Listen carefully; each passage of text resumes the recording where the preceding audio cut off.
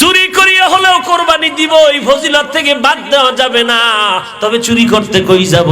মানুষের বাড়ি গেলে ধরা খাইলে তো ভিডা বিসমিল্লাহ ছাড়া সমানে চলবে না। এমন জায়গায় যাব যেখানে ধরা খাইলেও জামিনের একটা রাস্তা আছে। কই যাই? গুনতে গুনতে খবর নিয়ে দেখে গতকাল রাত, আগামীকালকে ঈদের দিন, আমার মামা সুন্দর একটা গরু কিনে ফেলাইছে। আজকের রাত্রে বেলা, ভোর রাত্রে বান্দা গা দৌড়াইতেছে মামার বাড়ি। গরুটা নিয়ে যখন যায়, মসজিদের ইমাম সাহেবের সাথে মোলাকাত হয়ে গেল। ইমাম সাহেব উঠছে, ফজরের আগে তাহাজ্জুদ পড়বে।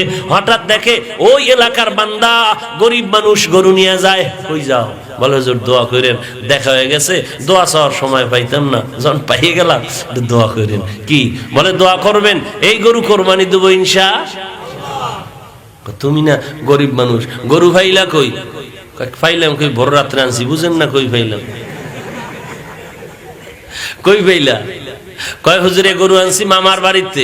মামায় জানিনি? জানলে কি ভোর রাত্রে আইতাম নি? এরে আল্লাহর বান্দা, তুই কি জানো না চুরি করা হারাম? কয় হুজুর এই ফতুয়া তো আমরা বহু আগেই জানি, এই পেছ লাগাইবেন তাও জানি। তবে সমাধান মেনে নিলাম, সমাধান করে নিয়েছি। গত জুমায় যে টাটকা বয়ান দিয়েছেন কোরবানির, এত ফজিলতের বয়ান আপনি দিয়েছেন, ওই ফজিলতের বয়ান শুনে পাগল হয়ে গেছি।